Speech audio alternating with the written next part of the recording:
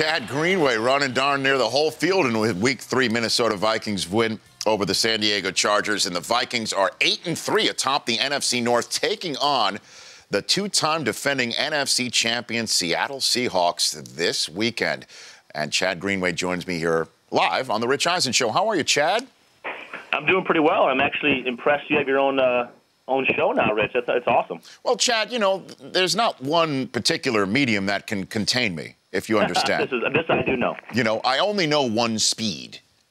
You know, but I am also the second person in my family to have interviewed you. My wife, Susie, covered your exploits at the University of Iowa many, many years ago. I remember this. I remember that well. I remember going out to the rookie symposium and seeing you guys. Yeah, that's right. That's right. I do remember that. And now Iowa, let's start with this first. There's been a lot of talk about Iowa not deserving its place in the rankings because of their schedule and who they have played and who they have beaten. So you have the floor, Chad Greenway, on that subject. Don't even get me started. You got my blood boiling already. Just an East Coast bias. It's typical. No. I like it. You know, it is what it is. You know, I'm glad they're in a position now where they can kind of control their own destiny. You know, if they win, they're going to probably be in. It sounds like, and obviously they're in now. You know, if it were to end today, so. It's a big game. It's fun for our program to be involved in this situation, just the season they've had. And no matter who you have on your schedule, as you can ask even two of the top four teams, it's hard to win all the games. You know, Oklahoma loses to a bad Texas team, and Alabama loses to now a bad Ole Miss team that we thought was good at the beginning of the year. So it is what it is. You know, obviously it's hard to win them all. So up to this point, we are clean, and you win one more, you're in. Now, in my profession, as you pointed out, I've been at this a while, Chad. When I hear somebody say it is what it is, that's just covering up what you really want to say, Chad. Like I said, Oklahoma lost to a bad Texas team, and Alabama lost to a now bad Ole Miss team. So, hey, you win them all, man. And who did Ohio State really beat? And I'm even throwing in my alma mater in there with three losses now. You know, that's what a lot of people are saying, that who have they really beaten? Michigan State, though, has really done its work to get into this position. Yeah, Michigan State's a good football team. You know, I think the biggest thing is you look around. You know, I don't know why everybody chose to pick on Iowa's schedule. You know, they went on the road and won a couple of tough road games. You know, they didn't have any. You know, I guess what you'd call sexy non-conference wins. You know, one against Pitt, which was obviously a decent win. But you know, I guess the only saying you can really go with is it is what it is. Because at this point, that's how they're going to rank them. That's the public opinion of Iowa. So for us, it's just going to be, hey, can we go out and get this big win this weekend? Michigan State's a good football team, similar styles. You know, the people will start turning the game off about end of the first quarter because they'll be bored and nice. Maybe bootlegs and runs. And but no, it'll be a fun game. I'm looking forward to watching it. Chad Greenway joining me here on the Rich Eisen Show. What makes Kirk Ferentz so good, Chad? Well, I've always said, you know, even a 6 or 7 win Kirk Ferentz team is he's always the guy I want running that program. I mean, the way he handles his business, the way he handles, you know, us players coming in there, you know, he's truly a guy who's, you know, kind of building a kid up to be a man and really kind of lead him down to, you know, a successful life in other ways. You know, not everybody's going to go in the NFL and play football for 5 to 10 years. You know, he's just such a great guy, runs a clean program, does a great job. Chris Doyle, their strength coach down there, is you know, one of my very, very important mentors in my life, and a guy that basically gave me my NFL career just by building me up from a really bad quarterback to a decent linebacker. You know, so I love that whole staff so much. And in your 9 years now as a professional football player, all with the Minnesota Vikings, you've seen coaching changes, plural. What has Mike Zimmer brought to the table that's making things click as well as it's been clicking through the first 11 games this year? Well, first, it's my 10th year. Unfortunately, don't make yourself seem any younger. Okay, my bad. I shortchanged you. But, you know, Coach Zimmer has done a great job of really implying to us and imposing on us every day in practice of what type of football team he wants to have in Minnesota. And I think us as players, you know, you look at our football team, and typically this is typically so with, in my opinion, you know, good football teams is teams become the personality of their coach, you know, and we think the world of our coaching staff, and they're doing a great job of putting us in position to win games. But he's coming here, and he's gonna accept only good practices, only the right type of playing on Sundays, and if you don't give it to him, you know, he's gonna call you out on it and expect better. So, and how has Adrian Peterson been a changed man in any way, shape, or form, Chad? Well, Adrian's being Adrian, in my opinion. Obviously, I've been with him for 9 years. Adrian is as impressive of a specimen as you'll see run the football. Obviously, for everybody out there who's watching, I mean, to be a 30-year-old who's had that many carries, I don't care if he had a year off last year or not. I mean, he's running the ball, and we're relying on him and leaning on him in the third and fourth quarter to wear teams down. And even against a really good Atlanta run defense last week, you could see that he could kind of continue to do that. But obviously we're going to have to keep that going. We have a really tough schedule coming up. But Adrian, I thought he got off to a little bit of a slow start, and he admitted that himself, and I just think he's really kind of hitting his stride now. And you're now, would you say you're the OG of this defense, Chad? Terrence Newman has me by about 5 years. Okay, but other than that, I guess certainly for somebody who's been around the whole time. For 10 years, and I'm definitely the longest tenured now. So what is your role there with all of these young kids coming in? Well, it's my playing role has changed. I've gone from an every down backer, essentially my entire career for 9 years to, I've started a few games and played the entire game. I've also played, just against, base personnel. So more of a two-down linebacker, and in a lot of ways, it's been good for me. I'm just trying to play my role to the best that I can. Every time I get an opportunity to go out there and play, I'm trying to make a play and just do my job. But really, it's a mentor and a leader as well in a lot of ways to these younger guys that have come in. We have so many young players in key positions, specifically our two linebackers in their first and second year with Eric Kendricks and Anthony Barr. They're two very talented players that are making a ton of plays for us, and I'm just trying to help them, kind of navigate the NFL and answer any questions they have, and just kind of continue to push them as the season kind of grinds on. And you're a very tough quarterback. I mean, this kid, Bridgewater, takes a ton of hits, Chad, and keeps on ticking. What makes him keep on ticking from your perspective?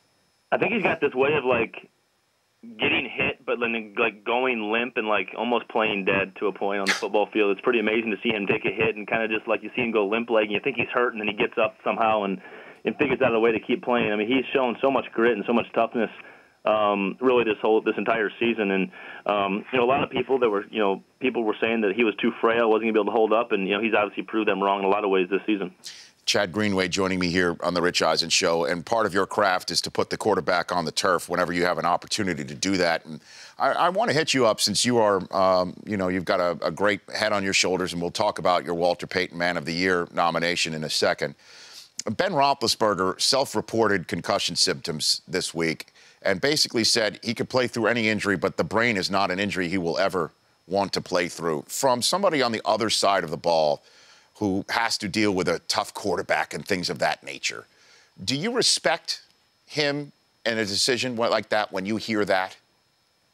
I think it's very important for players to understand where they're at, with their body. In a situation with a concussion, I mean, a lot of times, we're being taught as teammates and as players to look out for your teammates as well, because obviously it's something you don't want to have your teammate or have somebody go through that.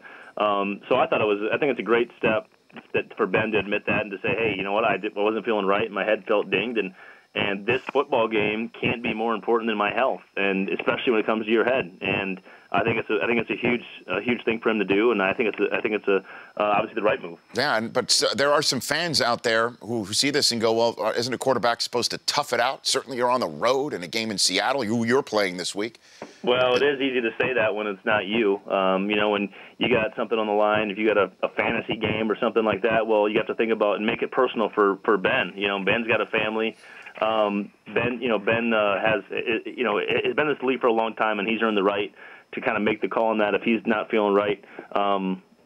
Especially with a hit to the head, I think he made the right decision. Okay, and so when it all comes down to it, you've got Seattle in front of you. What are you seeing on film with Russell Wilson so far, Chad? Well, his ability to get out of the pocket, sort of, a lot like how Aaron Rodgers hurt us a few weeks ago. It's going to be important for us to contain him, contain the receivers down the field. They make so many plays off of his feet, and whether he's running or throwing, I mean, people get open, and his receivers work well with him, and he rolls out. So that's going to be a huge step for us. This Rawls kid that's kind of come on the scene just pops out on tape. I mean, the way he can get off tacklers, and he can kind of jump to the outside, and he's definitely got some speed. So, they have our full attention, and, the conference title goes through there. They have it the last 2 years, and it's something we want. The Lead the Way Foundation, which people can go to chadgreenway.org, part of the many reasons why you are a deserving finalist for the Walter Payton Man of the Year Award. that's given out at the Super Bowl every year. Congratulations on that, Chad. I'd love to give you the floor as to what that means to you to be a Walter Payton Man of the Year finalist. Yeah, thank you. Obviously, it's an honor. I've been fortunate enough to win 3 of these, and with the amount of people that we have on our football team, and really across the NFL, the amount of guys that are out there doing a ton of great community work is so impressive. And there's so many stories that need to be told about what guys are doing either on day off or what their foundations are doing or how they're feeding families on holidays and just kind of keeping other people, in front of themselves and being selfless. There's so many good acts of kindness across this league. And I'm just proud to be a part of that. Obviously, my wife Jenny and I, we've had our foundation for 9 years, and we've just continued to grow it, and we've continued to kind of reach out in different directions and try to affect as many people as we can positively and give as much as we can while we have this floor of being in the NFL and kind of have this this platform to kind of expand out and just do more good. So we're so proud and happy to have won this award. You obviously don't do these things for awards, but for all the people who put the work into our foundation, it's certainly well warranted. So. You had to provide seriously ill and physically challenged children throughout the Twin Cities with daily support and life-changing experiences. That's the best thing you can do, Chad. And your own kids, have you done your Christmas tree annual tradition yet? Have you done that? We have. We got out there right after Thanksgiving. Went out there and got the tree. We cut her down. We took pictures. We smiled. We brought it home. We decorated the whole deal. My wife basically makes me just guard the baby while she decorates. How old is the baby? 14 months. So she just wants to just tear everything off the tree. We have 3 kids, and so the older 2 help, and the youngest one gets corralled by me. Oh yeah, the youngest one. So what you should do is, I guess, put like a Russell Wilson trinket on the tree and just let her go after it, just like that. I've actually put a jersey on her, a Russell Wilson jersey on the baby, and just been tackling her the whole week. Look, you just got to wrap and contain. That's what parenting is, right, Chad? Wrap and contain. That's very true, actually. Before I let you go, the poll question today at richeisenshow.com, I'd love to have you answer it. Chris Brockman, go for it. Hey, Chad, who would you pay to see play one more time? Kobe Bryant, Peyton Manning, Tiger Woods. Who would you have? Michael Jordan. You're off the board. Okay. I like it. Can I do that? Yeah, sure. Why not? Is that somebody you growing up on the pig farm you loved watching? Chad? Absolutely. Who wasn't a Bulls fan, or at least a little bit of a fan of Michael Jordan in the 80s and 90s? I mean, my goodness, he was fun to watch. Okay. I think it has to be MJ. All right. If I had to go on board, I'd go... tough one. Kobe. Go Kobe. All right, Chad. Look at you being a Hoops fan. Thanks for calling in. I appreciate it. Absolutely. Thanks, guys. Look forward to the next time. At Chad Greenway 52, one of the good guys. The Rich Eisen Show, weekdays at noon Eastern. On Audience.